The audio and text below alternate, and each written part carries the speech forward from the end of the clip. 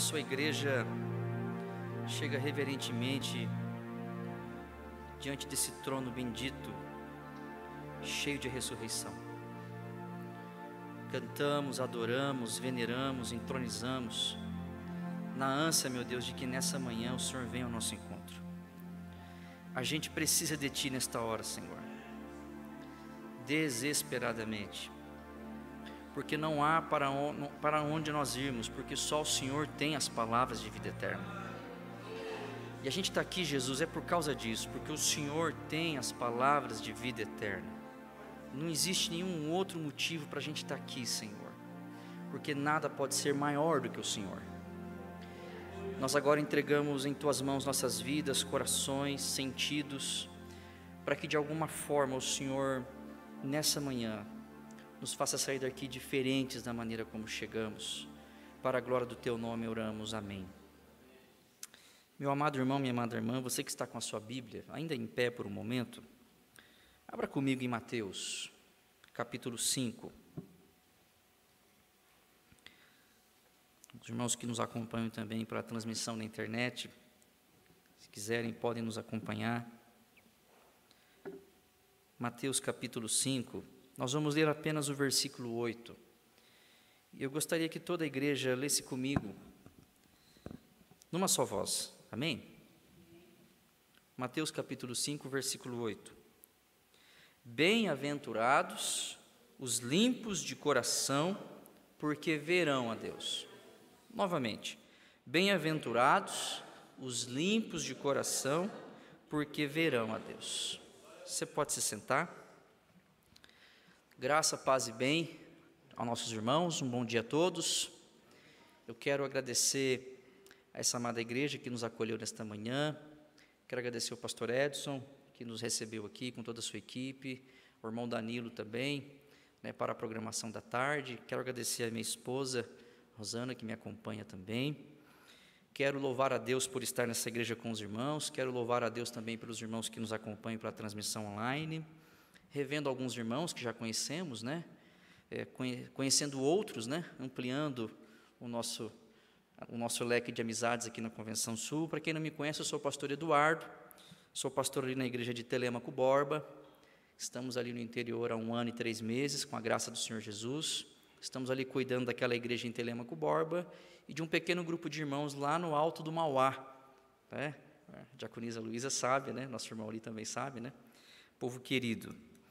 Mas nesta manhã nós queremos trazer algo da parte de Deus para esta amada igreja. E eu quero pedir ao Espírito Santo que tenha piedade de todos nós, irmãos. E eu quero falar com vocês sobre o tema Guarda o Teu Coração. E eu quero usar o Sermão do Monte como um parâmetro para nós nesta manhã. E eu quero emprestar as palavras de Jesus aqui do Sermão do Monte para falar conosco. E eu quero começar te fazendo uma pergunta, meu amado irmão, minha amada irmã. Como está o seu coração? Não se apresse a responder. Pense uns minutos aí contigo mesmo e o Espírito Santo. Nossos irmãos internautas, como estão seus corações? Os jovens que me ouvem aqui nesta manhã, como estão seus corações, jovens?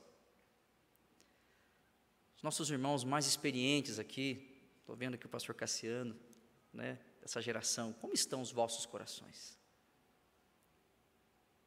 A resposta para esta pergunta, meus irmãos, não pode ser uma resposta imediata, não pode ser uma resposta ansiosa, porque talvez nós estejamos fazendo parte de uma geração que nunca tratou tão mal o seu coração como tem tratado nos últimos dias. Eu digo isso porque o Senhor Jesus Cristo disse isso. Ele já tinha essa preocupação há 2000 anos atrás. E eu falo para cristãos nesta manhã que creem no Senhor Jesus Cristo ressuscitado, como nós acabamos de cantar. Como está o coração da igreja do Senhor Jesus Cristo?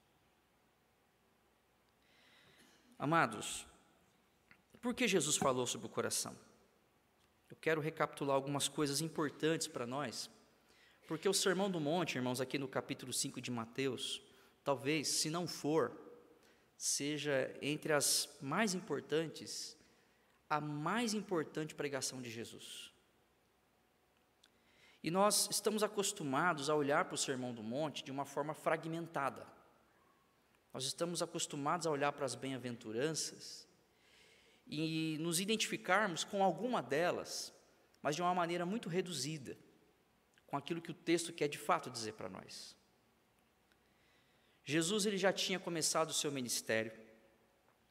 Jesus quando ele começa a pregar aqui no Sermão do Monte, vamos voltar um pouquinho para entender por que Jesus chegou no Sermão do Monte. Jesus já havia sido levado ao deserto para ser tentado pelo diabo, os irmãos se lembram? Jesus já havia vencido Satanás no deserto. Depois que ele sai do deserto, ele começa a recrutar alguns discípulos, e ele faz aquela pesca maravilhosa com Pedro.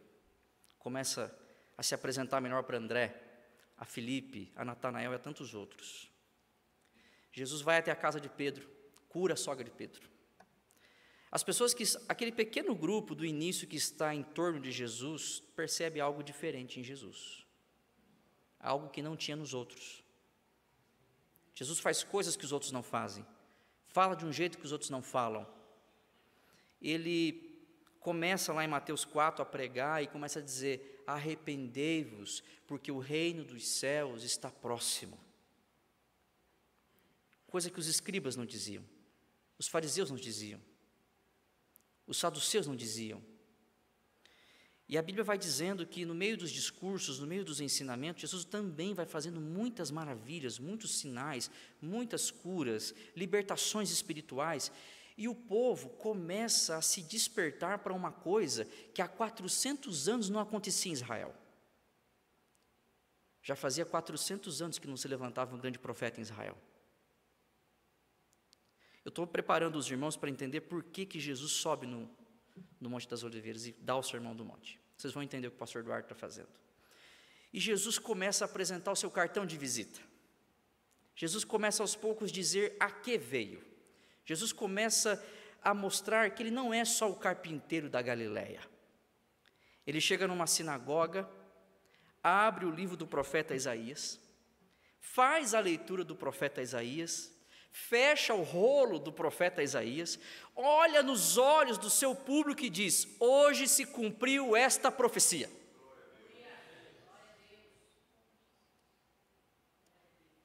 Causa um tumulto e Jesus percebe que a sinagoga não é mais ambiente para ele. Jesus sai daquela sinagoga e o povo, como um imã que atrai o metal com o seu magnetismo, e Jesus com o magnetismo da glória, vai atraindo gente em volta dele.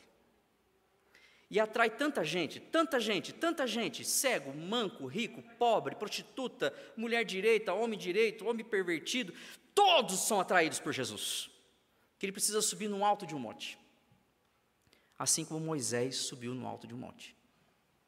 E ele começa a falar, como Moisés também conversou com o Senhor no alto de um monte, mas há uma diferença aqui, irmãos, estratosférica.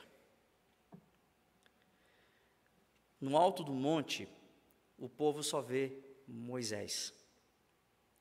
Quando eu digo só, eu não estou diminuindo a pessoa de Moisés, me entendam bem. Quando nós estamos no Monte das Oliveiras e Jesus está lá, não é mais Moisés que está no alto do monte. É o Deus de Moisés encarnado no alto do monte. É o Deus que sacudiu o Monte Sinai com Moisés, dizendo: bem-aventurados isso, bem-aventurados aquilo, bem-aventurado aqueles outros. Deus falando no alto do Monte das Oliveiras, em alto e bom som. Nós precisamos aprender a olhar para o Sermão do Monte, não de modo fragmentário, desconjuntado, isolado. É o primeiro grande importante de nosso Senhor Jesus Cristo, é o primeiro grande discurso de nosso Senhor Jesus Cristo, é a primeira grande pregação do nosso Senhor Jesus Cristo. E Jesus diz ali no capítulo 4 de Mateus que ele começa a implantar o seu reino na terra. Arrependei-vos, porque está próximo o reino dos céus. Jesus está inaugurando o reino de Deus na terra, amados irmãos. O Rei dos Reis, o Senhor dos Senhores, o alinhador das estrelas e planetas, o Criador do homem, está inaugurando o seu reino entre nós. E há um ruído no ouvido da geração cristã da nossa época presente, que nos impede de ouvir o Sermão do Monte desta maneira. Nós estamos acostumados a olhar para o Sermão do Monte como um canal de bênçãos para esta vida imediata, o que também não deixa de ser. Mas ele representa algo muito maior e melhor. Jesus está inaugurando o seu reino, Jesus está se apresentando como o rei deste reino, Jesus está repartindo o poder que ele tem nesse reino com os súditos deste reino, que somos eu e você, aleluia por isso. Mas, contudo, entretanto, este rei que tem todo o poder e soberania em suas mãos, tem as suas exigências. E as bem-aventuranças são as exigências, são as condições que estes súditos precisam absorver em suas vidas se desejarem fazer parte do seu reino. Você quer fazer parte do reino de Jesus? Ou você quer ser só uma pessoa com o coração limpo da diabetes? Limpo do colesterol? Senhor, eu li lá no seu evangelho que os limpos de coração, limpa meu coração do colesterol, Senhor Jesus. Eu já ouvi esse tipo de oração como pastor. Mas Jesus está falando de coisas, irmãos, inefáveis. E seguindo a orientação do nosso mestre, aquele que lê, entenda, nós precisamos entender o que o Sermão do Monte fala, porque senão a gente não vai entender o que significa fazer parte do reino de Jesus, e a gente não vai entender de verdade quem é Jesus. Jesus é o Rei dos Reis, irmãos. Nós acabamos de cantar, Ele ressuscitou. E Ele ressuscitou. Jesus chega no Sermão do Monte, um jovem, mais novo do que eu, perto dos 30 anos de idade. Vamos entender o que está acontecendo. Em Israel, os rabinos, os mais jovens, tinham mais de 50 anos de idade, vários cabelos brancos, vários alunos, várias escolas, uma estrutura de ensino que Jesus não tinha, uma fama sobre ensino, uma pedagogia que Jesus não tinha. Os rabinos usavam a midrash, usavam vários e vários métodos para interpretar a lei de Moisés, criavam suas tradições, criavam suas normas, que eram puras na maioria das vezes. Quando eles inventaram aqueles monte de mandamentos sobre o sábado, não foi para atrair o objetivo do sábado. Eles se sentiram incapazes de guardar o sábado, que precisaram criar aquele monte de regra na cabecinha deles. E Jesus é um moço de 30 anos, diante de mestres sabatinados. E diz a Bíblia no capítulo 5, mantenha sua Bíblia aberta em Mateus capítulo 5, diz a Bíblia no capítulo 5, versículo 1 e 2, vendo Jesus as multidões, subiu ao monte, e como se assentasse, aproximaram-se os seus discípulos, e ele passou a ensiná-los. Guarde uma coisa no seu coração, amada igreja, Deus está preocupado em nos abençoar, sim, mas a maior preocupação dele é nos ensinar. Não é possível fazer parte do reino de Deus sem aprender as coisas de Deus. É impossível ser um discípulo verdadeiro de Jesus, uma discípula verdadeira de Jesus, se não estivermos abertos ao que o Rei dos Reis tem a nos dizer. E os homens estão roubando a voz de Jesus nas igrejas. Brasil afora, mundo afora, os homens estão roubando a voz de Jesus para nos ensinarem suas vãs filosofias. Nós precisamos resgatar a palavra do apóstolo Paulo que diz: quando estive no meio de vós, não tive nenhum outro propósito a não ser anunciar o Cristo crucificado. No reino de Jesus não há outro assunto, no reino de Jesus não há outra prioridade, no reino de Jesus não existe coisa mais significante do que o próprio Jesus. E esses súditos que estão ansiosos, ávidos, desesperados por esse rei, já entenderam isso. É por isso que o texto diz que Jesus não está falando com fariseus. Olha o versículo 1, irmãos, do capítulo 5. São os discípulos que se assentaram em pedras quentes do sol. Já pensaram nisso? Não tem árvore no topo do monte, só tem pedra e sol batendo na pedra. A pedra está quente e as pessoas sentam na pedra quente para ouvir Jesus falar. O que não acontece com os fariseus, o que não acontece com os saduceus. Ali nesse ambiente pedregoso, cheio de capim, talvez ali cheirando mal pelos animais que passam por ali, Jesus levanta a sua voz, irmãos, e começa a dizer: bem-aventurado,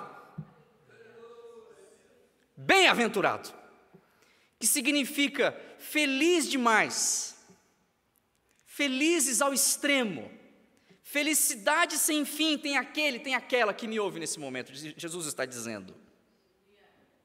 O Sermão do Monte, ele é isso. Ele é a apresentação do reino de Deus aos seus discípulos, não ao mundo. O mundo não pode receber isso, irmãos.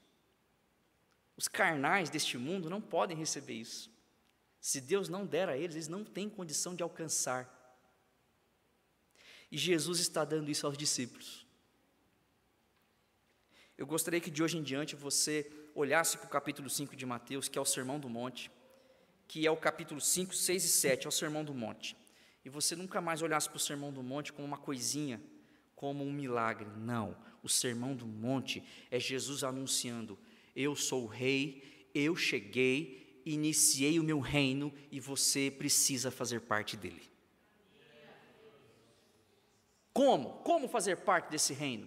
Como entrar na presença do Rei dos Reis, digamos, o Deus dos deuses, como diz o salmista? Jesus começa a dizer. Nós não temos tempo para a gente esgotar todo o Sermão do Monte, mas eu quero me concentrar apenas no versículo 8, que é, sem dúvida, o ponto alto do Sermão do Monte. Nós lemos aqui: bem-aventurados os limpos de coração, porque eles verão a Deus. Está assim na sua Bíblia? Eles verão a Deus. Você quer ver Deus?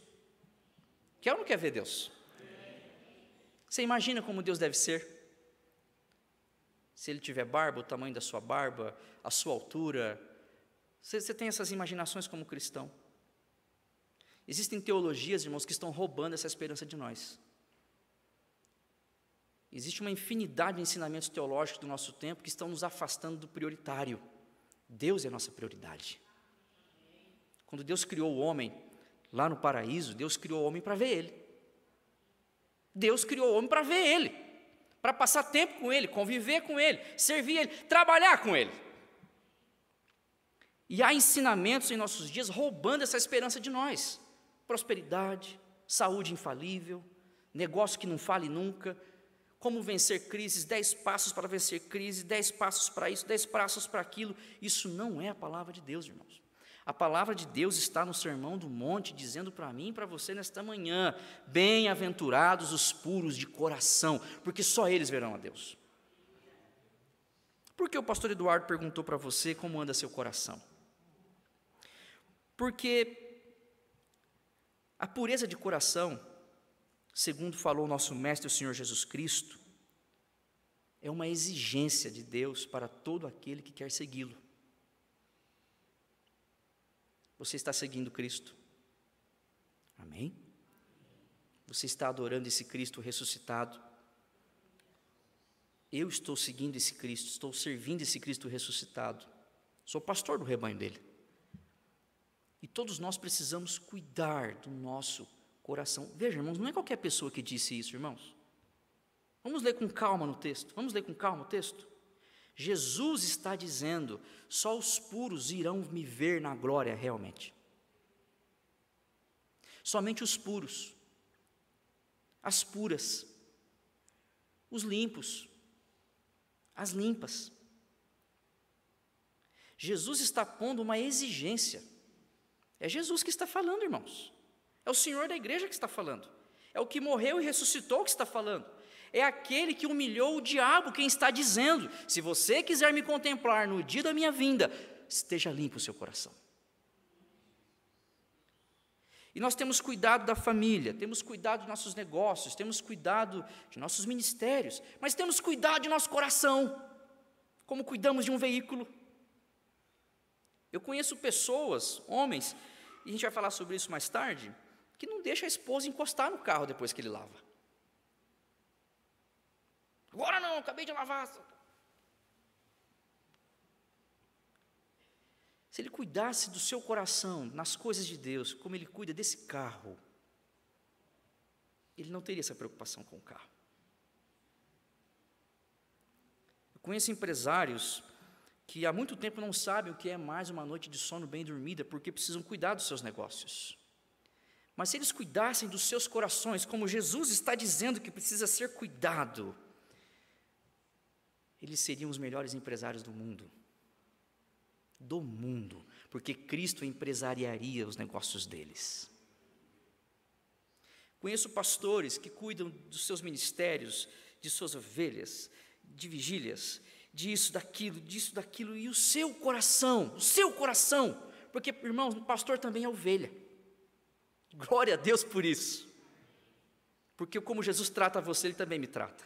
Essa mensagem primeiro tratou eu. O meu Cristo que me ama está dizendo: Eduardo, se você quiser me ver no dia que eu vier, você precisa, enquanto está vivo, meu filho, cuidar do seu coração. E o que significa na Bíblia cuidar do coração, meus irmãos? O que é um coração puro? A Bíblia ensina que o coração puro é aquele que lamenta a sua impureza. É aquele que lamenta a sua impureza. Nós somos uma geração de cristãos que não tem essa preocupação. Nós estamos concentrados em outros tipos de preocupação. Aos poucos, Satanás tem minado aquilo que nós chamamos de fé. Tem montado emboscadas espirituais que nós não estamos discernindo. O que vem ao seu coração quando você se lembra das suas faltas, quando eu me lembro das minhas faltas? Vem aquele senso de justificativa? Ah, Senhor, o Senhor sabe que eu estava de boa fé. Ou vem o que a palavra diz: humilhai-vos e Ele vos exaltará. Irmãos, quando o profeta Isaías teve a visão do trono de Deus, irmãos, esse homem ficou desesperado. No ano da morte do rei Uzias, eu vi o Senhor assentado num alto e sublime trono. E ele disse: ai de mim, porque os meus olhos viram o rei. Vou perecer. A gente anda muito à vontade diante de Deus, irmãos. A gente anda vivendo uma fé de plástico diante de Deus. A Bíblia diz que os anjos tamparam os olhos, tamparam a boca e tamparam os pés de constrangimento diante da glória desse Deus que é santo, santo e santo. E esse Deus que é santo, santo, santo está dizendo no Sermão do Monte: bem-aventurados os puros de coração. Gente que lamenta a sua miséria pecaminosa, gente que lamenta esse eu que ele é, que ela é e que não gostaria de ser. Ser puro de coração significa também ter consciência de que não é o nosso ambiente onde vivemos que nos transforma num coração impuro. Muitos cristãos têm dificuldade de lidar com isso. Pastor, eu trabalho numa sessão difícil, e lá na minha sessão o negócio toma uma proporção e eu não consigo me conter. Cuidado, filho, cuidado, filha. Porque Jesus disse que esse procedimento vai tirar você da presença dele. Irmãos, é Jesus que está dizendo, o Senhor da igreja. E nós precisamos nos reclinar, nos submeter ao que o Senhor da igreja está dizendo. E as pessoas se deixam levar. Os cristãos têm se deixado levar pelo ambiente, pelas circunstâncias, pelas amizades. Falamos agora há pouco sobre ideologia de gênero. Nossos jovens estão se deixando levar. Não só porque é uma coisa terrível isso aí, mas porque nós não estamos ensinando o que é ser puro de coração. Ser puro de coração significa guardar seu coração em sinceridade a Deus e não ficar dividido entre as coisas que são de Deus e as coisas que são desse mundo. Isso está lá no Salmo 86, verso 11.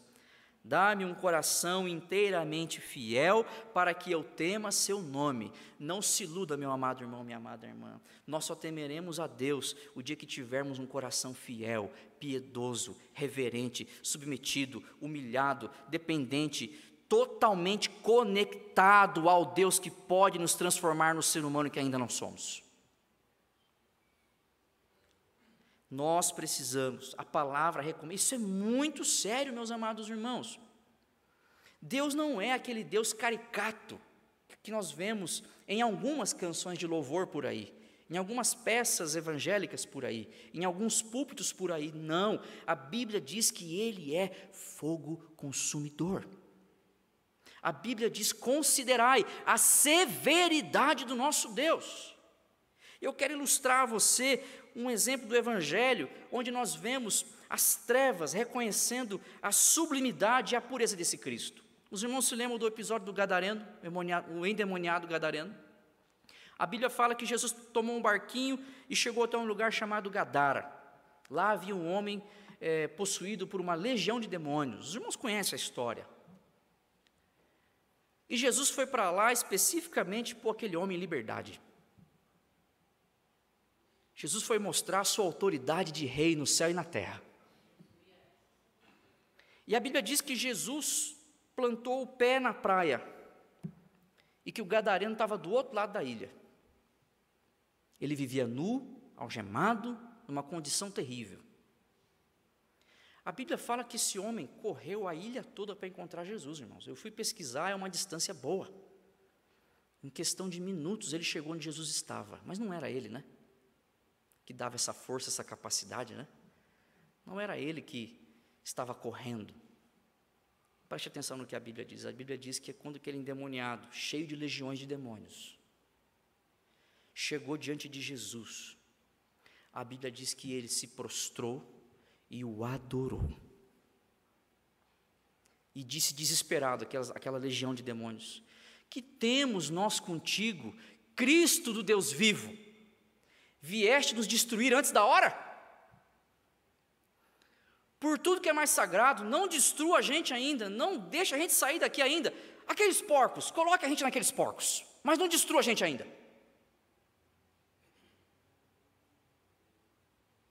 E a gente achando que a gente pode chegar diante do Deus que fez o céu e a terra com o coração pesado.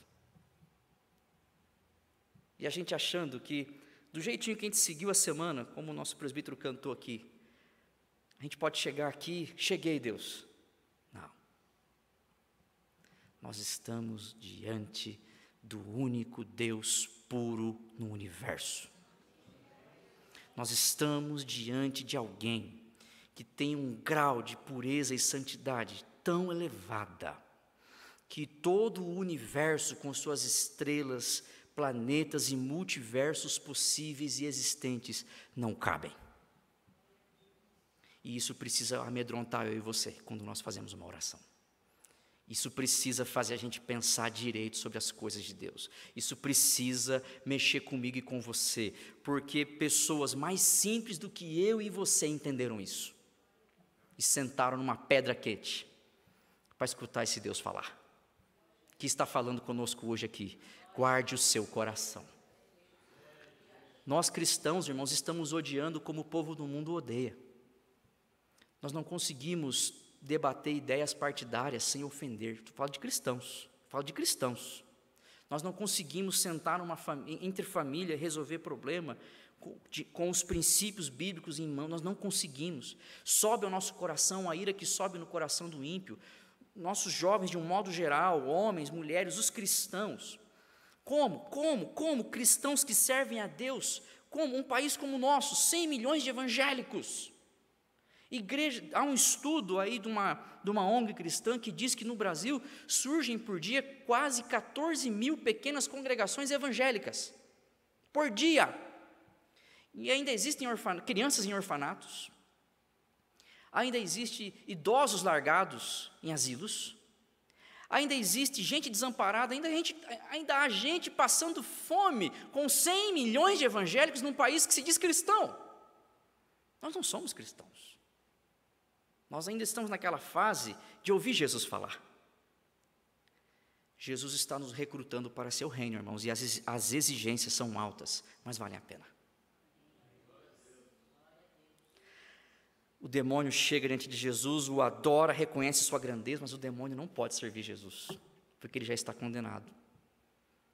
A gente chega cheio de pecado, cheio de complexos, cheio de ansiedade, cheio de coisas estranhas que a gente não sabe de onde vem, e a gente se prostra diante desse Cristo, que é o Rei dos Reis, que podia destruir a gente no abrir e fechar de olhos, mas a sua palavra diz que Ele nos transforma no abrir e fechar de olhos.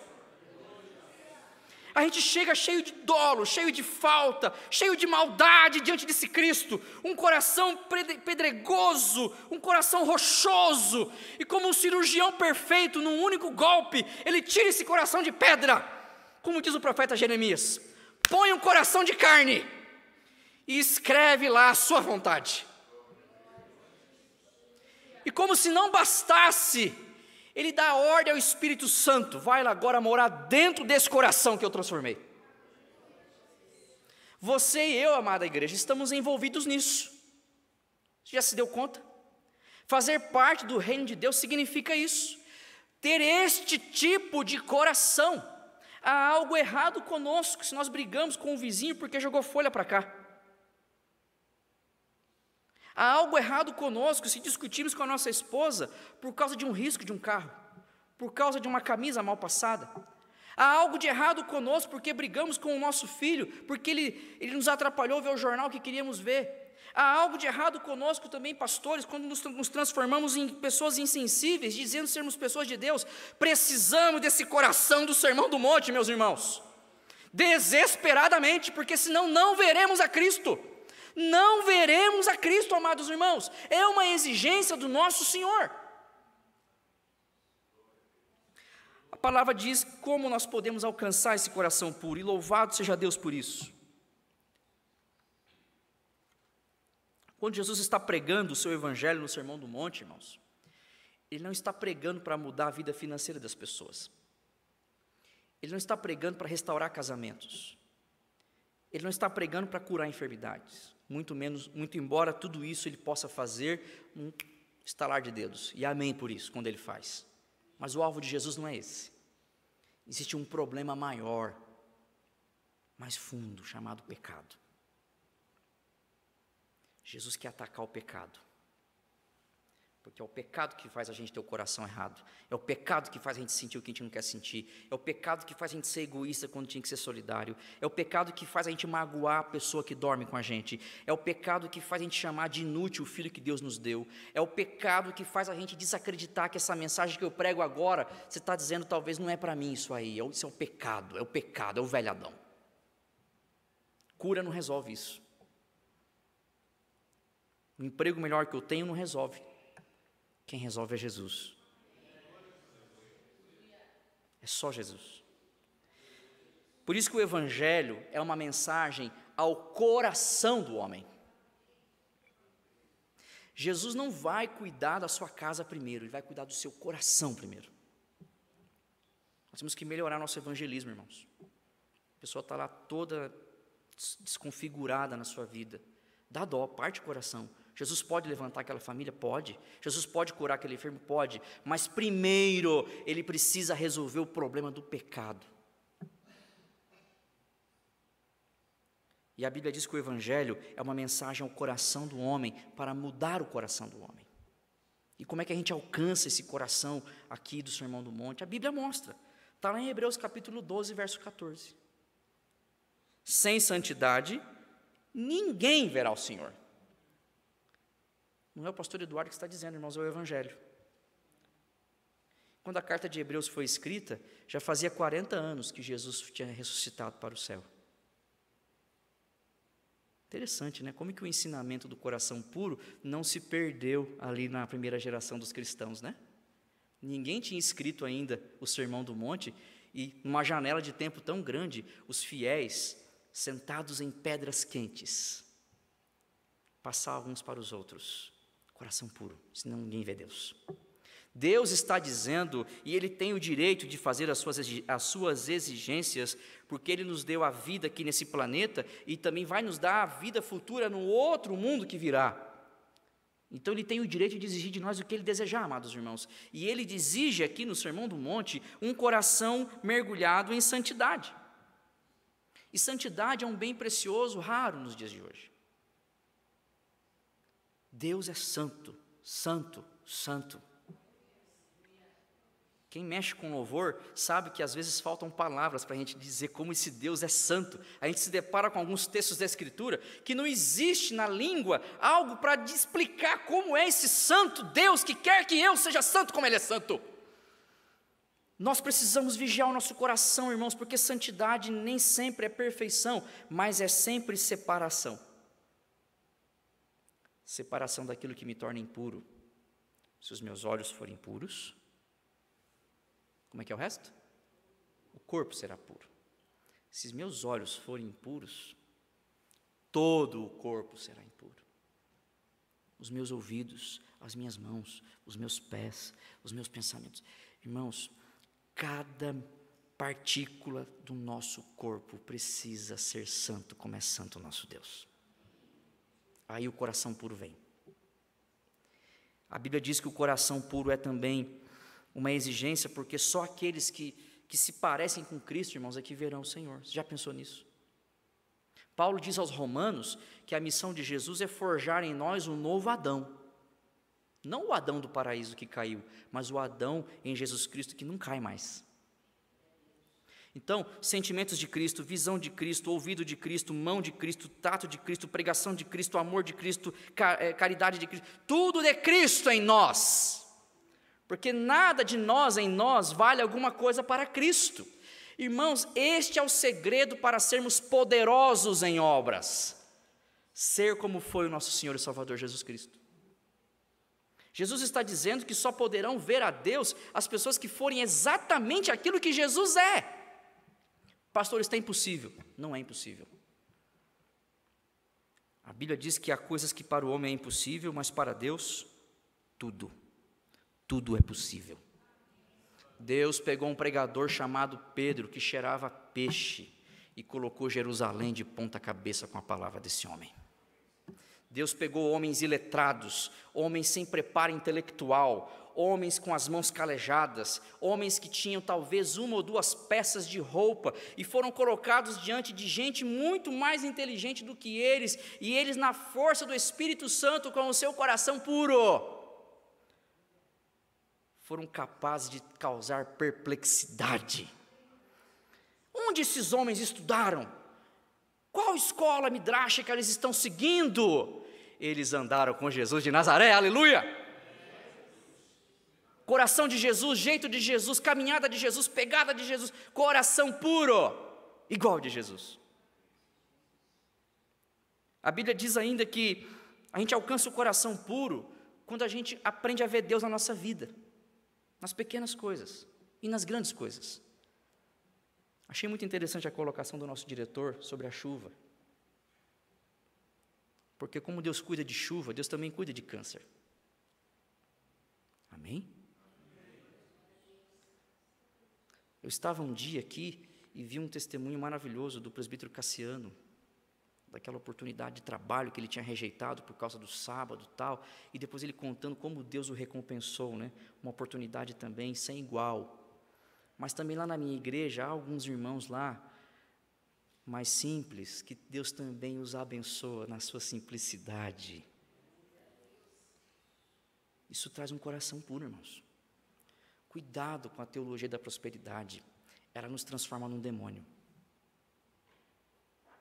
Nossa, pastor, nos transforma num demônio. O demônio cobra, o demônio exige, o demônio quer.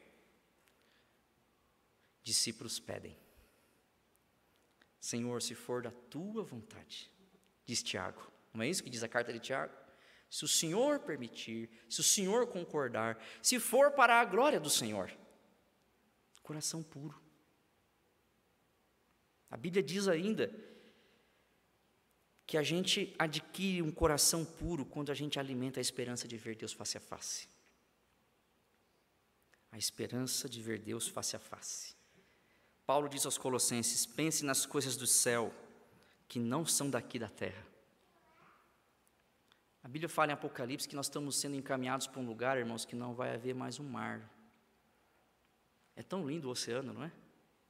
É maravilhoso, né? De norte a sul, o oceano é uma coisa extraordinária, aquela coisa gigantesca, né? Que vem até o limite da praia e volta, sem ninguém mandar.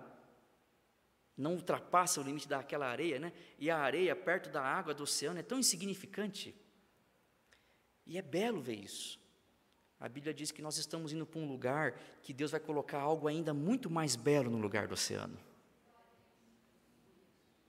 Quando o desespero bater na tua porta, meu irmão, pensa nessas coisas. A Bíblia diz que Jesus atravessou a parede da casa onde os apóstolos estavam reunindo, debatendo se ele estava ou não ressuscitado, em carne e osso, não como um espírito, em carne e osso, como você está sentado aí fisicamente. Nós precisamos sonhar e apertar a mão desse Jesus, irmãos. Eu quero ver a cor dos olhos do meu Senhor. Quem sabe são castanhos como o meu? Quem sabe ele tem o cabelo caracolado como o meu? Ele era um judeu simples, provavelmente ele não tinha pele tão clara, né, e olhos tão azuis assim. Eu quero ver os apóstolos. Eu quero ver o apóstolo Paulo, eu quero perguntar para ele por que ele escreveu certas coisas que estão na sua carta, e eu não consigo entender, porque eu ainda não tenho um coração puro. Pensai nas coisas que são do céu. Aqui, irmãos, é AIDS, câncer, guerra, violência, desemprego, política, guerra, avareza, maldade, Satanás. Aqui é terra de Satanás. Nós estamos de passagem aqui, meus irmãos. Pedro diz que nós somos forasteiros em terra estranha. Veja, irmãos, estão tirando da gente o que Jesus nos deu, o coração puro, a bem-aventurança do Sermão do Monte. Estamos dentro de um reino que coloca em nós o coração que é o coração de Jesus. E nós precisamos estar focalizados nisso. Eu já estou caminhando para a conclusão. A Bíblia diz que Jesus se assentou e começou a ensiná-los. Jesus quer nos ensinar a ter um coração puro, irmãos. E Ele diz no seu Evangelho: aprendei de mim, porque sou manso e humilde de coração. Como é que era o ensino dos fariseus? Nem todos os fariseus faziam isso, mas os que estavam em evidência, nem todos os rabinos faziam isso, mas os rabinos que estavam ali em evidência tinham essa prática. Era um ensino muito rígido, era um ensino muito áspero, era um ensino de preciosismos. Repito, havia um sentido de boa-fé, mas ainda assim não era aquilo que o espírito da lei desejava. Esses homens sufocavam o povo. O ensino desses homens não fazia deles gente aos olhos de Deus, fazia deles religiosos supervenientes, dependentes dessas ideias e filosofias humanas. Então acabava entrando dentro do coração do povo as ideias humanas, como se essas ideias humanas fossem a vontade de Deus. A Bíblia diz que o coração do homem é enganoso. Jeremias capítulo 17, verso 9. O coração do homem é o mais perverso, é o mais enganoso. Quem o conhecerá? Disse o profeta. Jesus o conhece. Jesus o trata. Jesus restaura. Não só restaura, Jesus dá novo coração. E não é só um coração para viver melhor aqui, é um coração em condições de recebermos as coisas da glória futura, porque são esses corações que verão a Deus. Caminhando para o final, meu amado irmão, eu repito a pergunta que eu fiz a você. Como está o seu coração? Amigos internautas, como estão os seus corações? Talvez nossos corações estejam aí cheios das coisas dessa vida. Deixa eu dizer uma coisa a vocês, irmãos, e não é nenhum clichê, isso é uma verdade do Evangelho. Problemas nós sempre teremos, irmãos, sempre teremos. O sofrimento faz parte da existência humana. Há uma ordem de Deus ordenando esse planeta que está em Gênesis 3,17. Adão, por tua causa, a terra é maldita. Nunca haverá nessa terra, irmãos, um oásis, nunca haverá, porque Deus não vai permitir. A palavra dele, o juízo dele tem que se cumprir aqui. E Isaías diz que a palavra dele não volta vazia. Sempre vai haver alguém para falar mal de nós, irmãos. Sempre vai haver uma enfermidade. Sempre vai haver um carro batido. Sempre vai haver alguém sendo assaltado. Sempre vai haver um câncer. Sempre vai haver uma pneumonia. Sempre vai haver alguma desavença entre nós. Sempre vai haver algo que nos leve a algum tipo de desencontro ou frustração. E nós não podemos nos esquecer de que nada disso se compara à glória do reino que Jesus tem oferecido a nós. O apóstolo Paulo diz em uma de suas cartas que os pesares desta vida não se comparam ao peso da glória futura que nos está reservada. Esses discípulos humildes e simples captaram a mensagem, irmãos. Eles se assentaram para ouvir Jesus e eles ficavam admirados porque Jesus não ensinava como os escribas, Jesus ensinava como alguém que tem autoridade.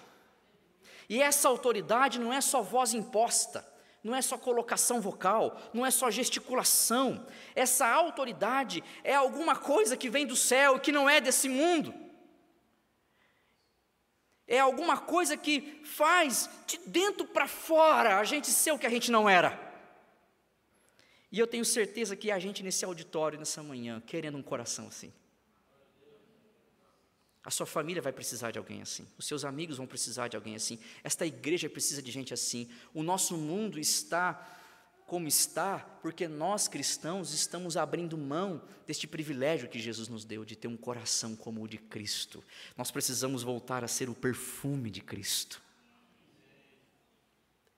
E eu encerro a minha reflexão com você nesta manhã, trazendo à sua lembrança um outro episódio do Evangelho, que mudou 2 corações de pedra. Certa vez os sacerdotes se reuniram e decidiram prender Jesus mais uma vez. E mandaram 2 guardas do templo ir atrás de Jesus. E os guardas saíram com suas lanças, com seus coletes, com seus capacetes. Soldados, irmãos, do mundo antigo. Gente preparada para fazer o outro sofrer. Gente preparada para receber ordem e cumprir. Gente preparada para fazer aquilo que tem que ser feito, doa quem doer.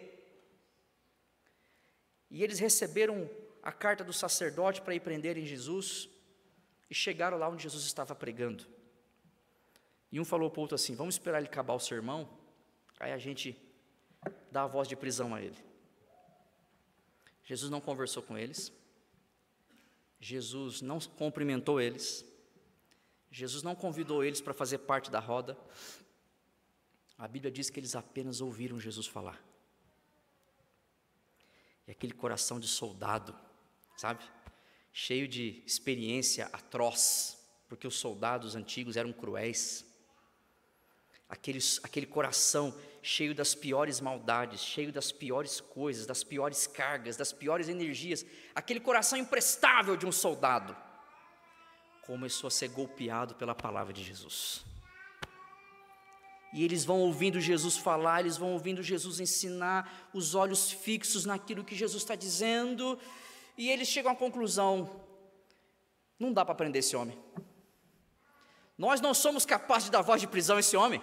Ninguém jamais falou como esse homem fala. É diferente. Não é crime o que ele fala, é a verdade o que ele fala. Não é loucura o que ele ensina, é o que eu preciso que ele está ensinando. E eles voltam atordoados para o sinédrio, de mãos vazias, com o mandado sem cumprir. E o sumo sacerdote fica terrivelmente irado com eles. Por que vocês não trouxeram o homem? Porque ninguém jamais falou como esse homem fala. Jesus fala com você de um modo como ninguém fala. Jesus cuida do seu coração como nenhum cardiologista irá cuidar. Jesus faz certos tipos de terapias em nossa alma e mente que nenhum técnico é capaz de fazer, porque Ele nos conhece de dentro para fora, de fora para dentro, do avesso. Jesus fez você, meu amado irmão, e Ele sabe que você precisa de um coração puro para vê-lo no dia que Ele vai voltar. Você quer encontrar Jesus no dia da volta dele? Você quer reencontrar Jesus nos ares? Guarda o teu coração. Lembre do Sermão do Monte. É uma exigência do Senhor para nós guardarmos o nosso coração, porque os puros verão a Deus. Que Deus seja louvado.